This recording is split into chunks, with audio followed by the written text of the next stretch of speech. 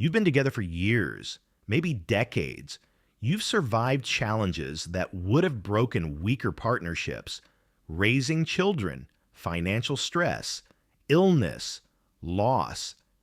You know each other's habits, quirks, and rhythms so well you can predict what they'll say before they say it. But somewhere along the way, you stopped really talking. Conversations have become transactional. Logistics, schedules, decisions about bills and repairs. The deep connection that once sustained you has calcified into routine. You sit across from each other at dinner and struggle to find words that matter. You argue about the same things in the same ways, going in circles that never resolve. You've developed patterns of communication that worked when you were younger, but now poison the relationship slowly, quietly, in ways you barely notice until the damage is done. The truth is, mature couples make communication mistakes that younger couples don't, not because you're less capable, but because you've accumulated years of bad habits, unspoken resentments, and the dangerous assumption that you already know everything about each other. These mistakes aren't dramatic. They're subtle, erosive, and if left unaddressed, they'll hollow out the relationship from the inside. It's time to stop ignoring them. Here's the paradox. You've been together long enough to know each other deeply, yet you've stopped truly listening. You finish each other's sentences, anticipate each other's needs, navigate daily life with practiced efficiency. But that familiarity has bred a dangerous complacency.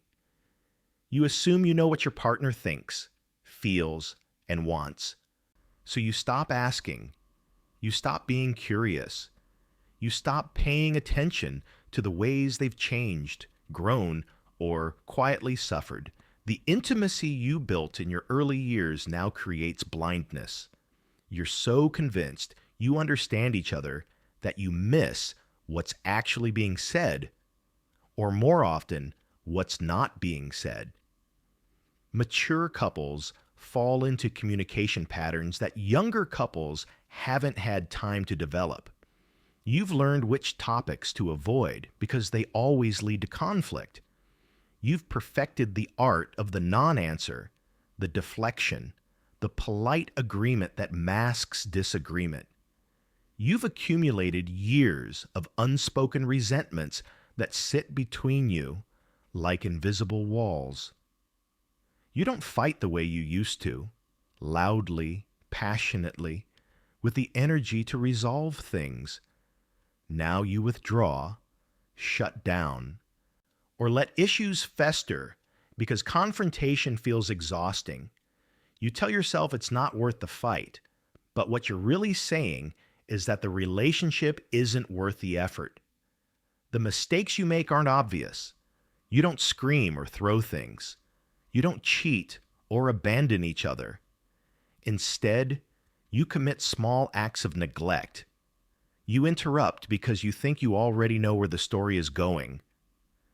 You dismiss concerns because you've heard them before. You prioritize peace over honesty, avoiding difficult conversations to maintain a fragile calm. You talk at each other instead of to each other, defending positions rather than seeking understanding. You weaponize history, bringing up past mistakes to win present arguments. You expect your partner to read your mind, then resent them when they fail. The paradox deepens because these patterns feel safe. Avoidance prevents conflict. Assumptions save time. Silence keeps the peace.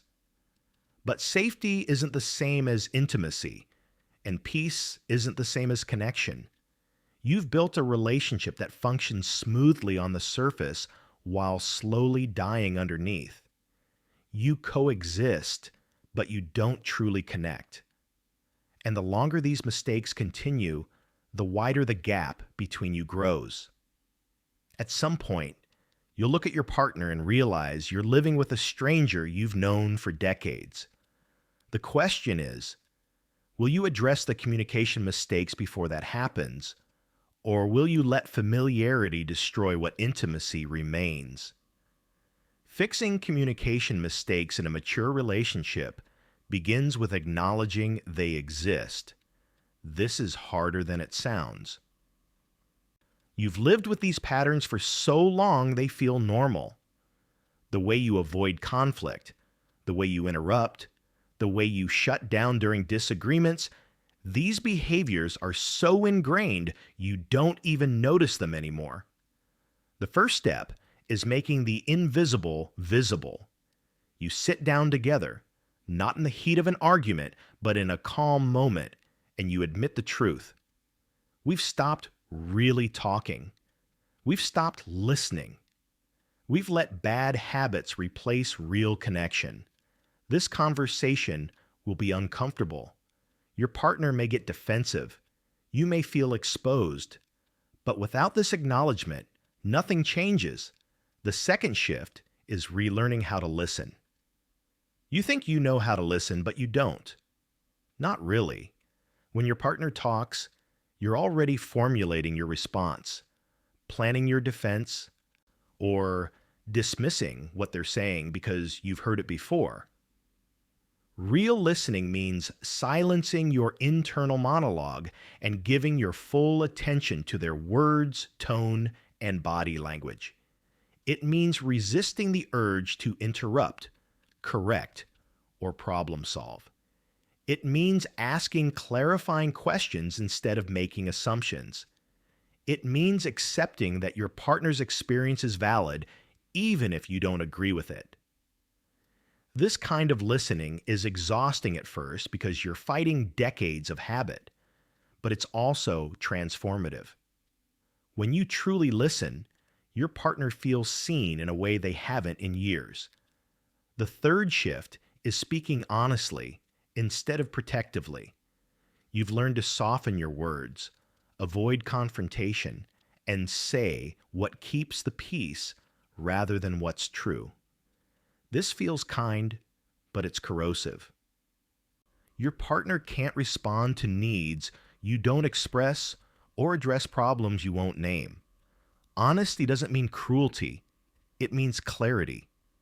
Instead of saying, "I'm fine," when you're not, you say, "I'm hurt by what you said earlier." Instead of hinting at what you need, you ask directly. Instead of complaining vaguely, you identify the specific behavior that bothers you. This vulnerability feels risky. You've spent years protecting yourself from rejection or conflict, but protective communication creates distance. Honest communication, even when difficult, creates intimacy. The fourth shift is breaking the habit of defensiveness. When your partner raises a concern, your first instinct is to defend yourself. You explain why you did what you did, justify your choices, or deflect blame back onto them. This turns every conversation into a courtroom where someone must be right and someone must be wrong. But relationships aren't about winning arguments. They're about understanding each other. The next time your partner expresses frustration, pause before defending. Take a breath. Ask yourself, what are they actually saying beneath the words? What do they need from me right now? Then respond with curiosity instead of defense. Say, "Help me understand why that hurt you," instead of, "That's not what I meant." This shift disarms conflict. It transforms arguments into conversations. The fifth shift is letting go of mind reading. You've been together so long, you think you know what your partner thinks and feels. Sometimes you're right. Often you're wrong. Assumptions create misunderstandings that spiral into resentment. Your partner withdraws, and you assume they're angry at you when they're actually anxious about work. They forget something important, and you assume they don't care when they're actually overwhelmed. These assumptions breed conflict based on stories you've invented rather than reality. The antidote is simple but humbling. Ask. Instead of assuming, say, I noticed you've been quiet. What's going on? Instead of mind reading, say, I'm not sure what you need right now. Can you tell me? This feels awkward after years of thinking you know everything. But it's also honest. It acknowledges that people change, that inner worlds are complex, and that even after decades together, you don't have access to your partner's thoughts. The sixth shift is addressing resentments instead of collecting them. Every unspoken hurt, every swallowed frustration, every time you chose silence over honesty, those moments don't disappear. They accumulate. They sit in your chest, hardening into bitterness. Then one day, your partner does something small, insignificant, and you explode with rage that seems wildly disproportionate. That's not about the dishes they left in the sink. That's about the 10,000 times you didn't say what you needed. Mature couples often pride themselves on not fighting, but the absence of conflict isn't peace. It's avoidance. Healthy relationships require the courage to address issues as they arise before they calcify into resentment. This means having uncomfortable conversations early when the stakes feel small. It means saying, "This bothered me," even when it feels petty. It means choosing temporary discomfort over long-term toxicity. The seventh shift is changing how you fight. You're going to have conflicts.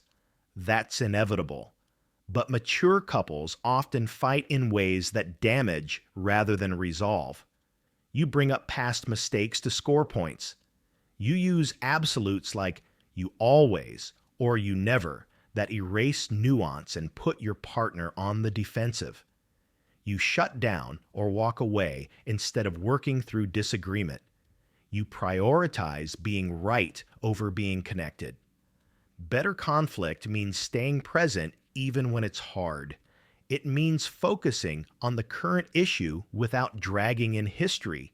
It means using "I feel" statements instead of accusations. It means taking breaks when emotions escalate, but returning to finish the conversation. It means apologizing sincerely when you've hurt your partner without deflecting or justifying. These changes don't make conflict comfortable, but they make it constructive. The eighth shift is rebuilding curiosity. In the beginning, you asked your partner questions because you genuinely wanted to know them.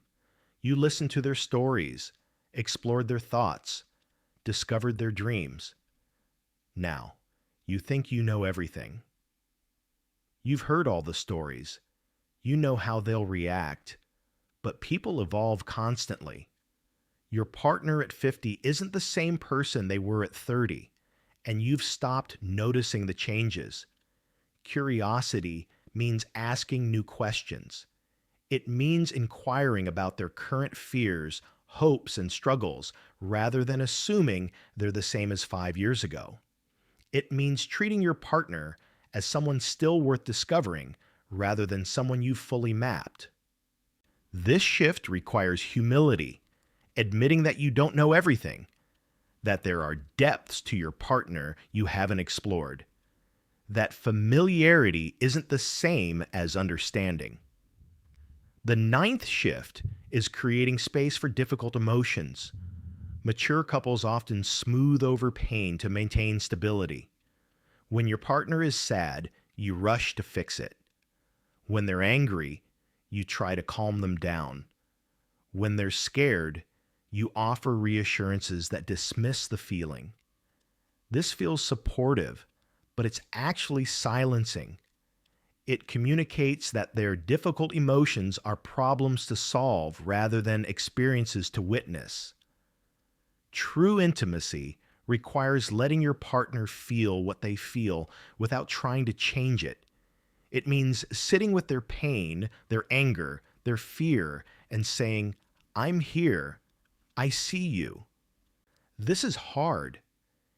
It means resisting the urge to make everything better and instead offering presence. This is uncomfortable because witnessing pain feels helpless, but it's also deeply connecting. Your partner doesn't need you to fix them. They need you to see them. The 10th shift is prioritizing the relationship over being right. In arguments, you focus on proving your point, winning the debate, making your partner admit they were wrong. But what does winning get you? A partner who feels defeated, diminished, dismissed. Even if you're factually correct, you've damaged connection. Mature communication means asking yourself, is being right more important than being close? Sometimes the answer is yes. Some issues matter deeply and require standing your ground. But often the answer is no. Often you're fighting over trivial things, prioritizing your ego over the relationship. Learning to let go of being right, to say, you're right, I was wrong, even when it stings, to choose connection over correctness. This is the work of a lifetime. It's humbling, it's difficult, but it's also the foundation of lasting intimacy. The 11th shift is making time for real conversation. Your lives are busy between work, obligations, screens, and exhaustion. You have a little energy left for deep connection. Conversations happen in fragments, quick exchanges about schedules, decisions made while doing other things, discussions interrupted by phones or television. This fragmentation prevents intimacy. Real conversation requires dedicated, uninterrupted time. You schedule it, protect it, prioritize it. Maybe it's a weekly dinner without devices. Maybe it's a morning walk where you actually talk. Maybe it's a ritual where you check in about how you're really doing, not just what needs to get done. The specifics don't matter. What matters is creating space where communication can go deeper than logistics, where you can be vulnerable, curious, and present with each other. This doesn't happen accidentally. You have to choose it again and again. When mature couples commit to fixing communication mistakes, the transformation touches every aspect of the relationship. The first benefit is renewed intimacy. For years, you've coexisted without truly connecting. Now, when you listen deeply, speak honestly, and stay curious about each other, intimacy returns. Not the passionate intensity of your early years, but something richer, a connection built on truly seeing and being seen. Conversations go deeper than logistics. You share fears, hopes, dreams you'd stopped voicing. You laugh together again, not politely, but genuinely. The emotional distance that crept in slowly begins to close. You remember why you chose this person, and more importantly, you choose them again. Your conflicts become productive instead of destructive. Arguments that used to spiral into resentment now resolve because you've learned to fight fairly. You stay present, listen without defensiveness, and prioritize connection over winning. Disagreements still happen, but they no longer threaten the relationship. You develop confidence that you can navigate difficulty together. This security transforms the relationship.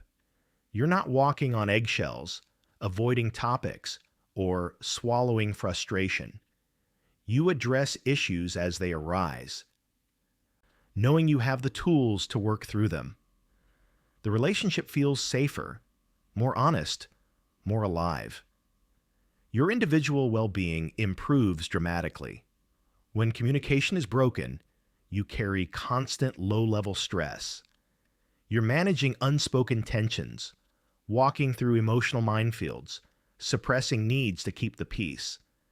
This exhausts you mentally and physically. When you fix communication, that burden lifts. You sleep better. You have more energy.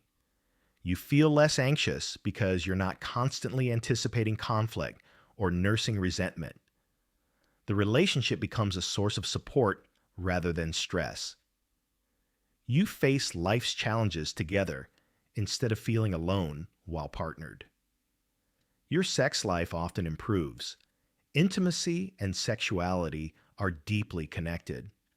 When emotional intimacy erodes due to poor communication, physical intimacy suffers too. You go through the motions or you avoid each other entirely. But when you rebuild emotional connection through honest communication, desire often returns. You feel seen, valued, understood, and that creates safety for vulnerability. Physical intimacy becomes an expression of emotional closeness rather than a chore or obligation.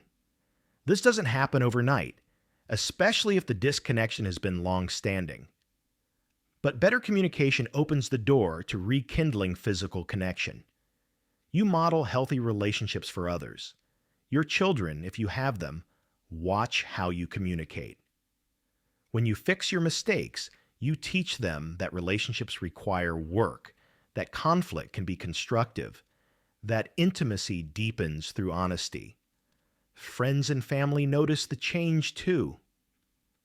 Your relationship becomes proof that it's never too late to improve, that long-term partnerships can evolve rather than stagnate. This ripple effect extends beyond your relationship, influencing how others approach their own connections.